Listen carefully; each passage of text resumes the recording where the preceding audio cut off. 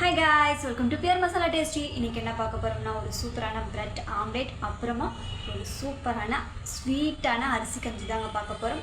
இந்த bread omelette கொஞ்சம் different. அது எப்படின்றதை இந்த வீடியோல பார்க்கலாம். இந்த அரிசி கஞ்சி கண்டிப்பா நீங்க ட்ரை பண்ணி பாருங்க. இது உடம்புக்கு ரொம்ப நல்லது. அட் தி சேம் டைம் குழந்தைகளுக்கு நம்ம கடையில் வாங்கி ஒரு ஸ்வீட்டை கொடுக்கணுன்ற அவசியம் கிடையாது. இதை கொடுத்தீங்கன்னாவே அவங்களுக்கு ரொம்ப ரொம்ப பிடிக்கும். இது எப்படி செய்யறதுன்றதை இந்த வீடியோல பார்க்கலாம். வீடியோக்குள்ள போகலாம் வாங்க.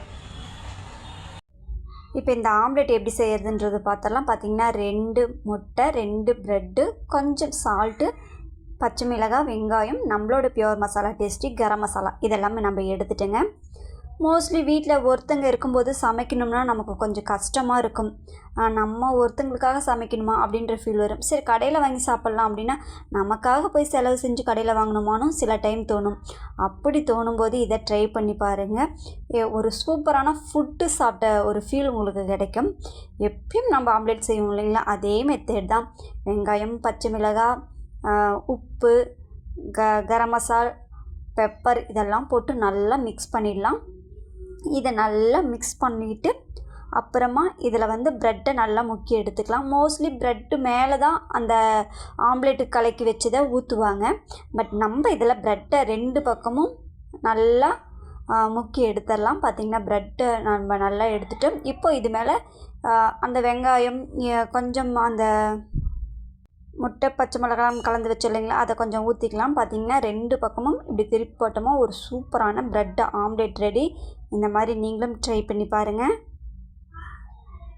இப்போ எப்படி ஒரு சூப்பரான ப்ரெட் ஆம்லெட் செய்யறதுன்றதை பார்த்தோம். அடுத்ததான் என்ன பார்க்க போகிறோம்னா ஒரு சூப்பரான ஸ்வீட்டான அரிசி கஞ்சி பண்ணுறது எப்படின்றது தாங்க பார்க்க போகிறோம். பார்க்கலாம் வாங்க. இது ஒரு சூப்பரான சத்தான ஒரு அரிசி கஞ்சிங்க. இதில் பார்த்திங்கன்னா அரிசி நம்ம ஊற வச்சிட்டோம். எந்த அரிசியாக இருந்தாலும் சரி, பச்சரிசியாக இருந்தாலும் சரி, சாப்பாட்டு அரிசியாக இருந்தாலும் சரி, உங்கள் வீட்டில் எந்த அரிசி இருக்கோ அதை யூஸ் பண்ணிக்கோங்க. அடுத்ததாக நல்லா ஊறினதுக்கு அப்புறமா அதை மிக்ஸி ஜாரில் ஆட் பண்ணி ஏலக்காய், சுக்கு இதெல்லாம் சேர்த்து நல்லா அரைச்சிடலாங்க. நல்லா நைஸ் ஆகிற அளவுக்கு அரைச்சிடலாம். அப்புறமா ஒரு வாணலில் தண்ணி விட்டுக்கலாங்க.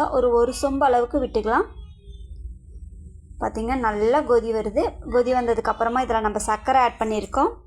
சர்க்கரையை நல்லா கிண்டி விட்டுடலாங்க. பார்த்திங்கன்னா சர்க்கரையை நம்ம இப்போ நல்லா கிண்டி விடுறோம்.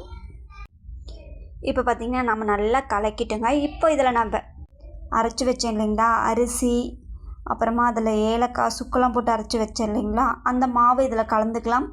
இதை நல்லா கிண்டி விட்டுடலாங்க. கையை ஒரு நிமிஷம் எடுத்தோமா கூட இது கட்டி விழுந்துடும். இதில் கிண்டி விடுறது ரொம்ப முக்கியம். பார்த்திங்கன்னா நம்ம கிண்டி விட்டுட்டு இருக்கிறோம். பார்த்திங்கன்னா சூப்பராக ரெடி பண்ணிட்டோம். இப்போ ஒரு சூப்பரான அரிசி கஞ்சி ரெடிங்க. இது ஒரு ஸ்வீட்டாக இருக்கும். இந்த டேஸ்ட் உங்களுக்கு ரொம்ப பிடிக்கும். Thank you guys, thank you so much. இவ்வளோ நேரம் நம்ம வீடியோவை பொறுமையாக பார்த்தவங்க எல்லாத்துக்கும் ரொம்ப ரொம்ப நன்றி. இந்த மாதிரி நீங்களும் செஞ்சு பாருங்கள். கண்டிப்பாக உங்கள் வீட்டில் இருக்கிற எல்லாத்துக்கும் இது ரொம்ப பிடிக்கும். கடையில் போய் ஸ்நாக்ஸும் ஸ்வீட்ஸும் வாங்கணுன்ற அவசியம் கிடையாது. இந்த மாதிரி சிம்பிளாக ஈஸியாக வீட்டிலே செஞ்சு பார்க்கலாம். வீட்டில் இருக்கிற பொருளை வச்சு செய்யலாம். அது கண்டிப்பாக எல்லாத்துக்கும் ரொம்பவே பிடிக்கும். Thank you so much. மறக்காமல் நம்ம சேனலை சப்ஸ்கிரைப் பண்ணுங்கள், ஒரு லைக் பண்ணுங்கள், பிடிச்சா ஒரு கமெண்ட் பண்ணுங்கள். தேங்க்யூ.